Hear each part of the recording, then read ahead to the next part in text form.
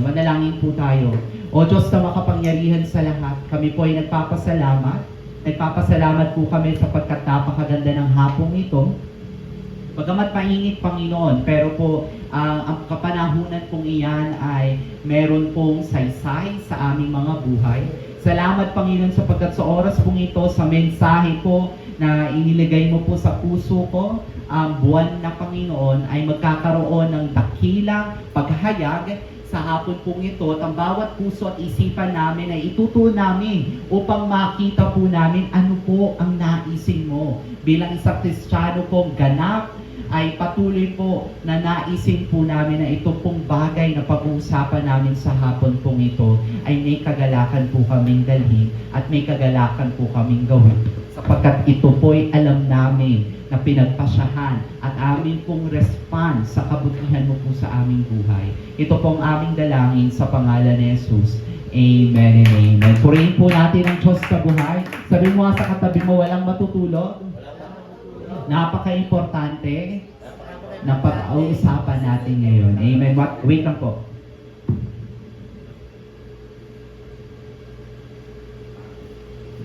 Magana naman po pala siya. Amen. Praise God.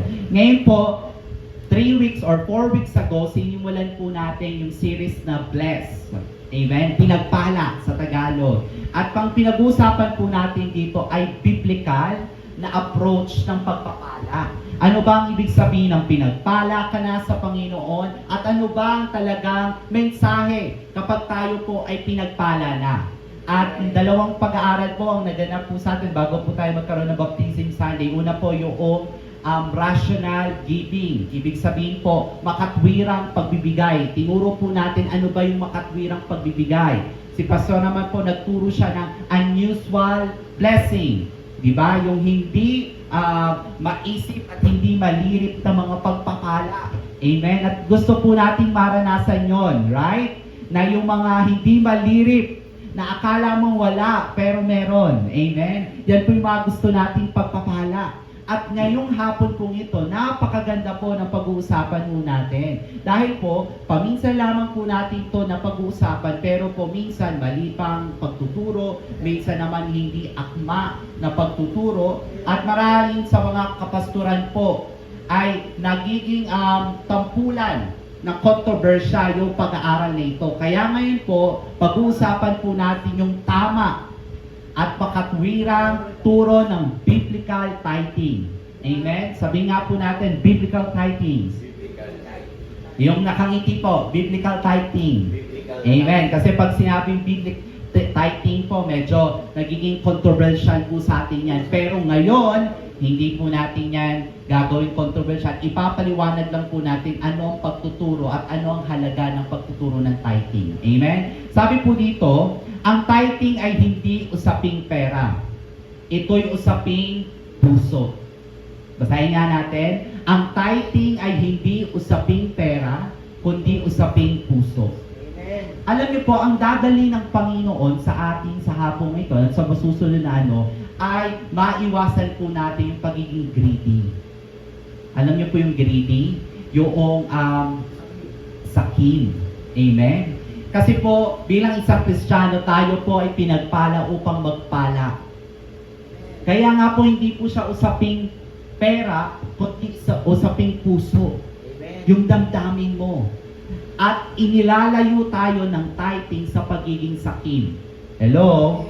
Amen. Diba? Ibang approach yung tithings natin ngayon. Under the new covenant, iba po ang tithing natin. Amen. Pag-usapan po natin, sapagkat sa Matthew 6:21, sapagkat kung saan naroroon ang iyong kayamanan, naroroon din ang iyong puso. Tanungin mo ang katimin, saan mo ba dinadala ang pera mo? Kasi kung saan mo dinadala ang pera mo, andoon ang iyong puso.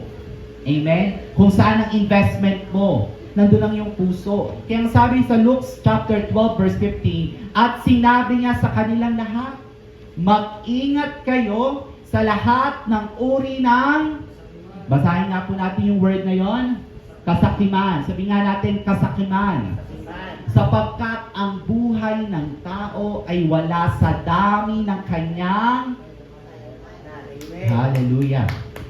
Pero nakita nyo po doon, no?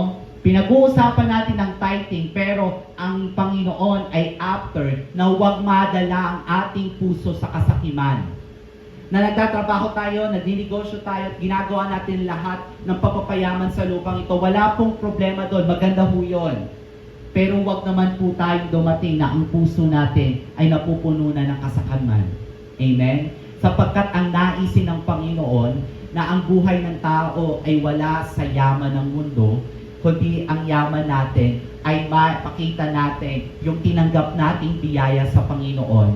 Yun po yung grace, ay naihahayag sa ating buhay, pananalita, isip at gawa. Amen? Alam niyo po, pagdating po sa pera, sabi po dyan, ang facts po dyan, meron pong 40 parables si Jesus. At 11 sa 40 parables po na yon ay about sa money. Bakit tinuturo ni Jesus yung kahalagahan na dapat po maprotektahan ang ating puso sa kasakiman para hindi po tayo malubog doon sa iba't ibang uri ng masasamang bagay? Hello? Hello? Dahil sabi sa Biblia, the love of money is the root of... Hello? Masama po ba ang pera? Hindi. Pero kailan nagiging masama ang pera? Sa love of money. Kaya alam niyo po, ang tithing, hindi lamang po ito matututo tayo na ibigay po natin yung respond natin. Pero kung matututo po tayo na pahalagahan po, ano ba ang gusto ng Panginoon sa buhay ko? Ano ba ang purpose niya sa buhay ko? Natanong niyo na po ba yan sa mga sarili niyo? Ang purpose mo ba sa buhay niya ito ay maging isang ama lamang, maging isang ina lamang, maging isang anak lamang, maging isang negosyante lamang? Ano ba ang purpose natin? Pupunta lang ba tayo sa Sunday para magkaroon tayo ng attendance check? O pumupunta tayo sa Sunday dahil nakakagalak na sumamba na kasama ang ating mga kapatiran? Amen? At ang sabi po doon, hindi natin kakaligtaan ng mga pagtitipon sapagkat nalalaman natin na malapit na ang pagdating ng ating Diyos. Right? Hello? Amen? Hindi natin kinakaligtaan yun. Ang sabi po dyan, ang facts, ito po, bibitawan kong salita to, napaka-importante, ituturo natin to, at hindi tayo mahihiyang ituro to. Sabi dito, even if you did not give your tithes, kahit hindi daw natin bigay yung ating tithes, ikaw ay ligtas at ikaw ay pinagpala. Amen. Amen. Pero, hindi po yan na excuse. Right? Hindi yan excuse para hindi natin ibigay ang ating tithes. Yan nga yung nag-i-empower sa atin para po magbigay tayo ng tithes sapagkat ikaw ay ligtas at ikaw ay pinagpala. Amen. Amen? Pero itinuturo natin sa simbahan dito na kapag hindi ka nagbigay ng tithes ay hindi ka ligtas, maling-mali ho yun. Hindi natin ituturo yun. Dahil kahit ano pa ang gawin natin, wala nang maidaragdag at wala nang maipapantay sa tinapos na gawa ng ating Panginoong Yesus. Sapagkat kung ang pagbibigay ay requirement ng pagiging ligtas, meron buwa tayo may pagmamayabang? Yes. Kaya nga po ang grace ay wala pong parte ang tao sapagkat ito'y ginawa ng Diyos. Pero ulitin ko po, marahil ang mga ibang kapastoran ay hindi po agree dito, pero as we teach the grace of God and the finished work of Christ, even if you did not give your tithes, you are still saved and you are still blessed. Amen? Hallelujah. Ang sabi po dito, walang kaugnayan ng ikapu sa kaligtasan. At marami, may mga ilan na magsasabing, naku po. Pero tayo po, ituturo natin dito, and I am bold to say na wala pong kinalaman yan. Ito ay merong kinalaman sa ating mga puso. Hello? Ang ikapu ay nasa puso. Usapin ng puso ang ikapu. Kaya handa na po ba kayo malaman ano ang biblical tithing? Hello? Handa na po kayo? Number 1, markahan niyo po ito. Ano ang biblical? What the Bible say about biblical tithing? Number 1, tithing did not start under the law, but under grace. Meron pong sikat na negosyo na nagbandera ng tarpaulin. Ang sabi po doon, ikaw po hindi na obligado. Alam niyo po, ang sasabihin ko sa kanya, totoo. Kasi po, under sa Grace Covenant, ang pag-iika po ay voluntary. Hello? Pag-uusapan po natin yan. Yung Melchizedekian tithing at Levitical tithing, at mamamangha po kayo na wala na tayo sa kautusan. Kaya napakasarap magbigay ngayon na tayo nasa biyaya na. Sa mga susunod na araw, hold your horses. Sabi po dyan, tithing did not start under the law, but under grace. Paano po natin maunawaan tong usaping ito? Meron po dyan 7 covenant. Pag sinabing covenant, tipan. Sabihin nyo nga po tipan. Ang tipan po, pakikipagkasunduan ng Diyos sa tao. Amen? Pakikipagkasunduan ng Diyos sa tao. Ngayon, sa buong Bible, 7 pagkakataon lang nakipagkasundo ang Diyos. Una, nakipagkasundo siya sa Edenic. Covenant of Edenic. Number 2, Adamic. Number 3, Noahic. O, kilala niyo naman po yan si Noah, right? Abrahamic. Yang 4 po na yan po ay tinatawag na 4 days of grace. Ibig sabihin po, ito yung biyaya sa lumang tipan, yung naunang biyaya, 4 days. Ibig sabihin parang pinapatikim lamang yung biyaya, pero hindi pa buong-buo ang biyaya. Hello? Panglima, pang-anim, yan po yung mosaic, yan po yung ibinigay yung batas, at nagsimula lamang po ang law sa Exodus chapter 20. Amen? Malinaw tayo, saan nagsimula ang law? Exodus chapter 20. So yung mga naunang verses and chapter and books, under grace. Amen? Pang-anim, Davidic. Kilala niyo naman po si David. Amen? Yan po yung tinawag na man after God's own heart. Amen?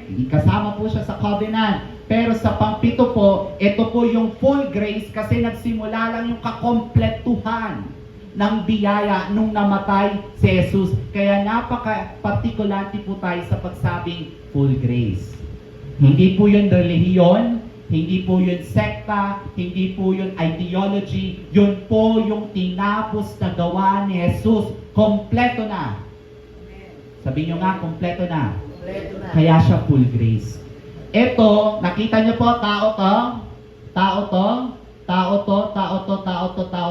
Pero dito sa ikapito, kaya siya naging full grace. Kasi ang Diyos, nakipagkasundo sa anak, wala tayong kinalaman, nanonood lang tayo. Pero ang lahat ng benepisyo na ipinangako sa anak, nararanasan natin sapagkat tayo'y kaisa ng anak. Amen. Hello? Amen? Ganon kaganda tong full grace. Etong grace ng nasa Old Testament, grace din sila, maganda sila, pero hindi sila kompleto, may kulang. Kasi hindi pa namamatay si Jesus.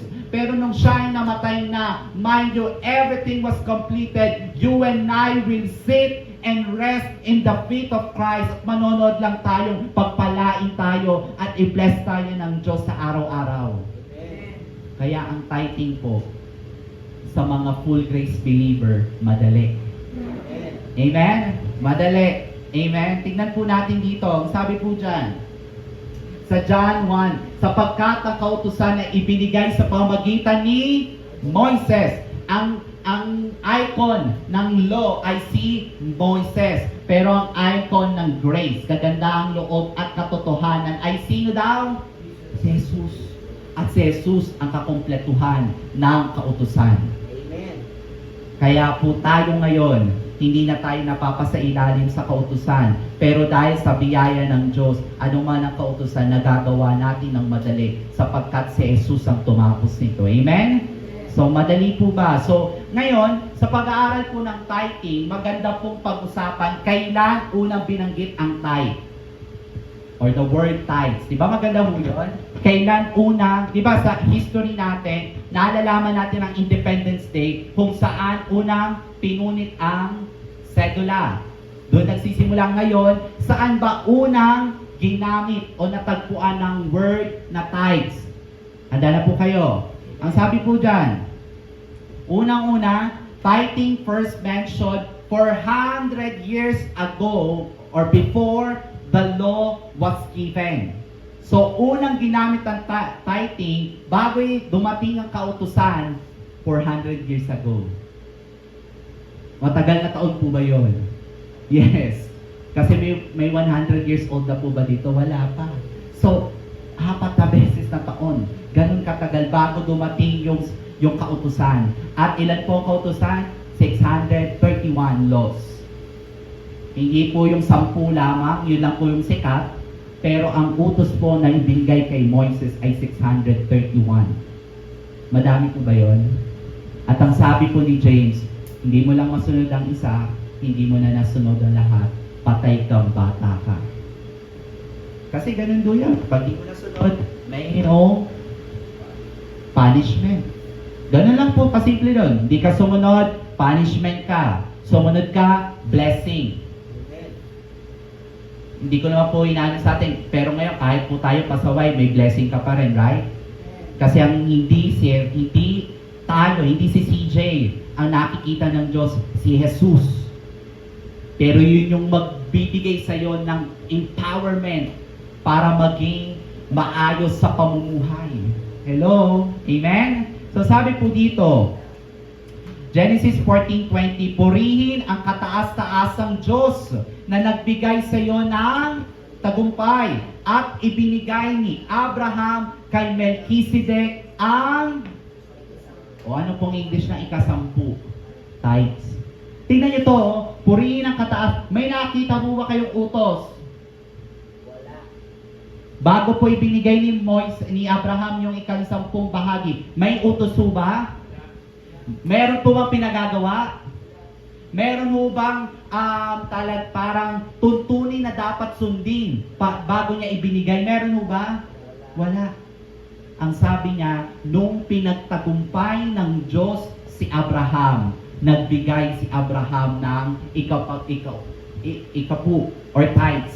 Ang tanong ko mga kapatid, sino ho dito ang pinagtagumpay ng Diyos? So meron po tayong power to give the tithes kasi alam nating pinagtagumpay tayo ng Diyos. Amen. Nakita niyo yun? Unang binanggit ang tithes nung pinagtagumpay si Abraham or si Abram. Hello? So tayo po bilang isang Kristiyano nakapailalim na sa full grace covenant. Tayo po ay merong galing at lakas at galak na magkaloob ng ating tithes dahil tayo po'y araw-araw na higit sa mananagumpay. Amen. Sinabi mo ba yun ng Diyos na ikaw ay higit sa mananagumpay? Yes. Ng lahat ng kanyang nasamsam buhat sa labanan. May dalawa pong covenant. Ang sabi po dito, ang Abrahamic covenant ay yung grace at yung Messianic covenant, yun po yung full grace. Contrary po, yung Abrahamic covenant, next slide, ayan po yung grace at yung Mosaic covenant po yung law. Ibig sabihin po, nagbibigay sila Moses ng kanilang ikapu at pag-uusapan natin anong mangyayari kapag di nila binigay ang ikapu. Meron pong, hindi lamang po kaparusahan, may detailed pong instruction. Kapag hindi nila binigay ang ikapu, dahil nakailalim sila sa batas, may mangyayari. Pero dito kay Abraham, dahil pinagtagumpay siya, pinagpala siya, nagbigay siya ng ikapu. Ngayon, tingnan mo natin, ito po ang tanong, lahat po tayo sasagot dito. Basahin po natin na nasa screen. Are we under grace or under law? Saan po tayo nakapailalim? Sumagot po kayo. Tayo po ba ay under grace or under the law? Ay, ulitin po natin. Kapag hindi nasagot kayo, uuwi na po tayo kasi ang tagal na natin pinag-uusapan to. Amen? Magpo-closing prayer na po ako dito pag hindi tama ang sagot. Nasaan po tayo nakapailalim? Tayo po ba'y under grace or under the law? Amen. Under grace po tayo. Amen. At sa under grace po, ang susunod po nating tanong ay sa dalawang icon ng magkaibang tipan. Sino pong susundin natin? Between Abraham and Moises, who should we follow? Sino po? Sinabi na po niya. Sino? Si Abraham. Yung way ng pagbibigay natin ng ating ikapu ay isusunod natin after Abraham. Paano daw nagbigay si Abraham? Nagbigay siya nung siya ay nakaranas ng katagumpayan, pagpapala, at blessing mula kay Lord. Tayo po ba nakaranas ng same na ganong, yes, right? So meron ka bang empowered ka ba na makapag-tithes? Amen. Nakikita niyo po yung difference ng pagtuturo natin ng tithes noon at pagtuturo natin ng tithes ngayon? Dati may pananakot. Sino po dito mga natakot? Na hindi ka makakapagtinda kapag hindi ka po. Sino po dito na natakot? Na sino dito natakot na ang iyong sambayaya kaya ka nagkasakit? Kasi hindi mo binigay yung ikapo mo ngayon. Gagastos ka pa ng higit kesa sa pagbibigay mo ng ikapo. Sino po nakarinig ng mga ganong pagtuturo? Tama? Di ba? O kaya nagkasakit yung anak mo. O yan. O bibili mo na yung mga gamot mo. Mas mahal pa nung hindi ka ikapo. Pero ngayon, kung ang ating mga isipan ay ituturing natin, yes, nagtagumpay ako. Yes, pinagpala ako. Ito yung magagandang bagay na ginawa sa akin ng Diyos. Ngayon, magbibigay ako ng aking ikapo. Mas madali po ba? Amen. Amen. Alam niyo po, ang tao po ay susunod kahit hindi natatakot kapag ipinaramdam yung mabubuting bagay na ginawa ng Diyos. Amen. Amen? Yung mabubuting bagay na gawa ng Diyos. Ang sabi po dito, Galatians 3:6, tulad ng nangyari kay Abraham, sumampalataya siya sa Diyos at dahil dito, siya'y itinuring na matuwid. Kung gayon, maliwanag na ang mga nananalig sa Diyos ay ang mga tunay na anak ni Abraham. Kaya, ito po yan, tumingin ho kayo sa akin. Meron po bang pangako ang Diyos kay Abraham?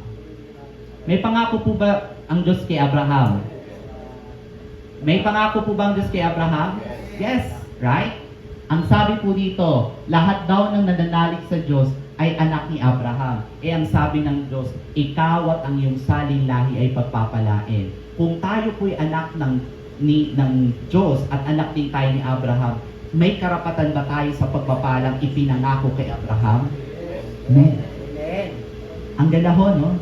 At dahil po naranasan natin yon, katulad ni Abraham, meron tayong katagumpayan at meron po tayong kagandahang loob na magbigay ng ating ikapo ng hindi nahihirapan. Amen. Amen? Ang sabi po dito, Galatians 3:26-27, dahil sa iyong pakikipag-isa kay Kristo, sino po dito nakipag-isa na kay Kristo? Amen. Kayong lahat ay mga anak ng Diyos. Amen. Amen. Sino mga anak ng Diyos? Amen. O, ito po ang statement. Lahat ay nilikha ng Diyos, pero hindi lahat anak ng Diyos. Amen?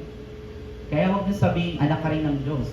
Tanungin niyo muna siya, tinanggap mo ba si Jesus? Kung tinanggap mo si Jesus bilang Diyos at tagapagligtas, uulitin ko po, Diyos at tagapagligtas. Hindi po pwedeng magkulang doon. Hindi mo siya pwedeng lang maging tagapagligtas at hindi mo siya Diyos. Hindi mo siya pwedeng maging Diyos lang at hindi tagapagligtas. Kailangan maging tagapagligtas at Diyos mo si Kristo para mabilang kang anak ng Diyos.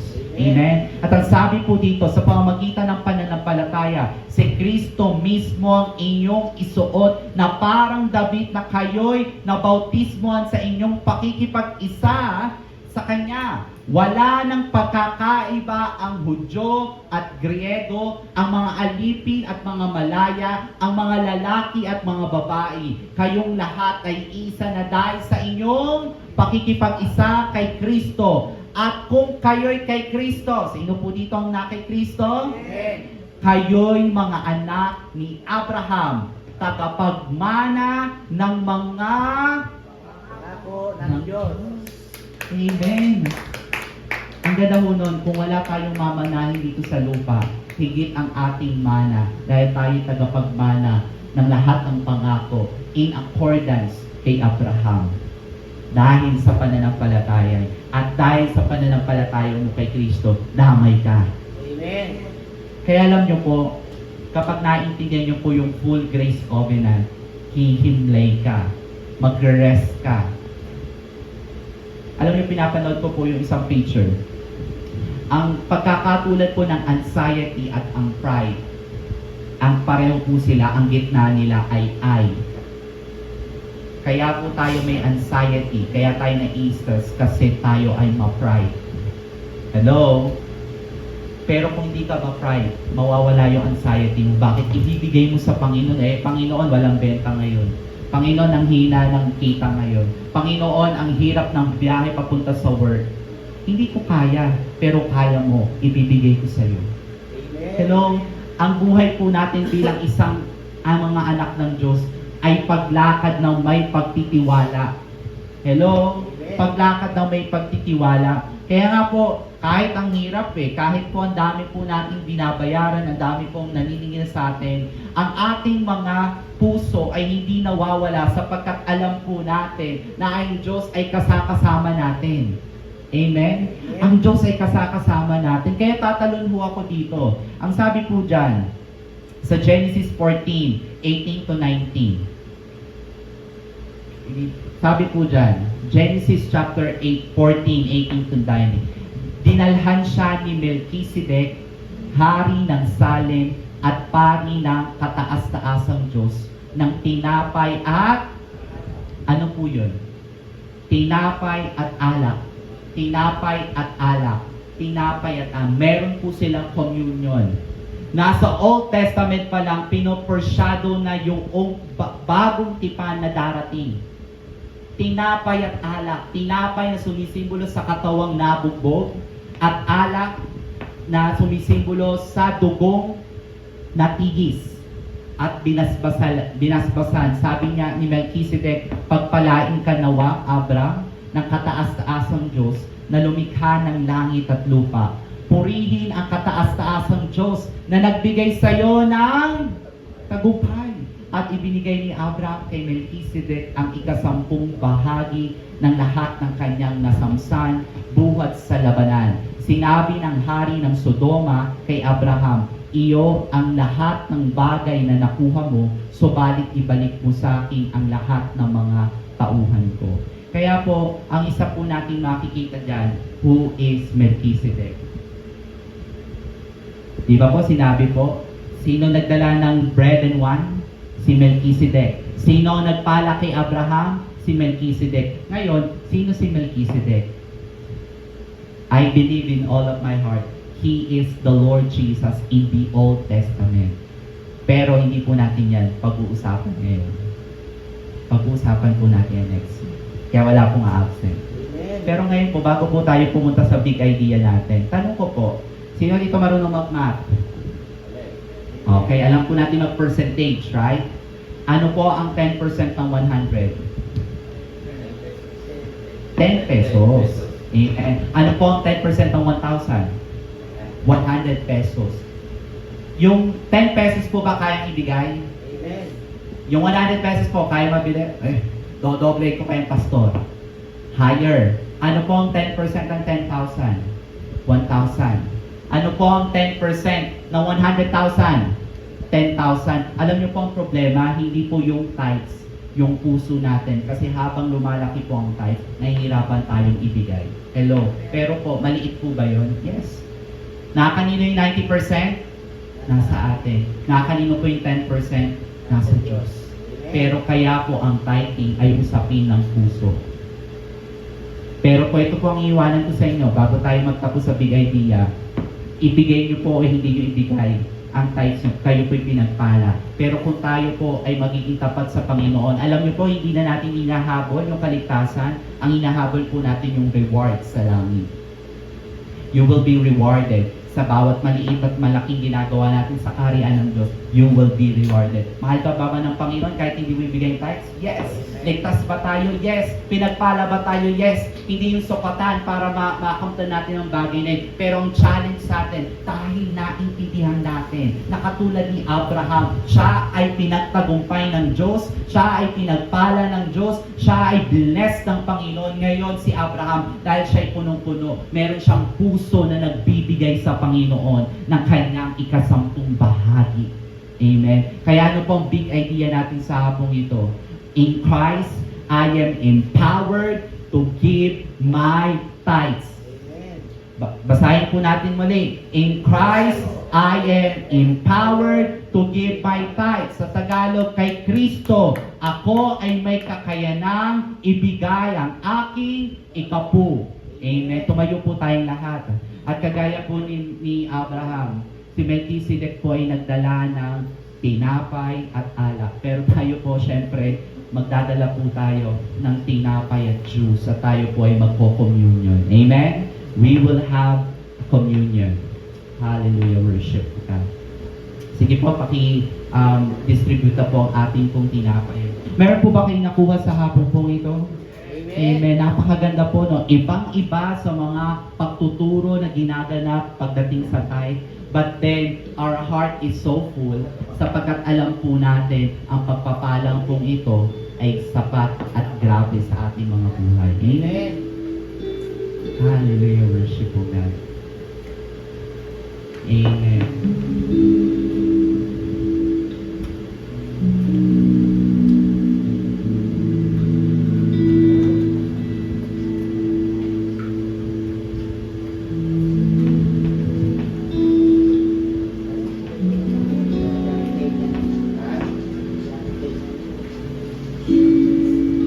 Sige po, kung hawak na po natin yung tinapay at ang saro, magbigay po tayo magpasalamat.